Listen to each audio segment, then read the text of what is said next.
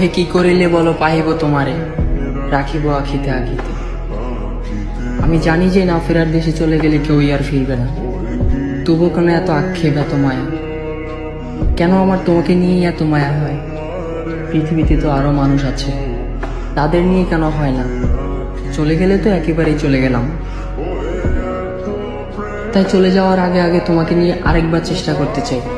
হয়তো কোনো না কোনো কারণে বিধাতা আবারও আমাদের এক করে দিতে পারে। হুমায়ুন ফরিদি স্যার কোনো না কোনো এক জায়গায় বলেছিলেন, আমি 60 বছর বয়সেও এখনো একটা মেয়েকে অসম্ভব ভালোবাসি। তবে আমি কেন বলতে পারবো না? আমার তো চেষ্টা কম নয়। হ্যাঁ, আমাদের পুনর্জন্ম হবে না, এই একটাই জন্ম। চেষ্টা করলে ক্ষতি কি? ভালো তো বাসি, অসম্ভব ভালোবাসি। এই জন্মেও আমাকে আমার হতে হবে না, আমাকে একটু চেষ্টা রাখতে দাও। আমার বিশ্বাস আমি তোমাকে ভালোবাসি, আমার বিশ্বাস আমি তোমাকে পাবো।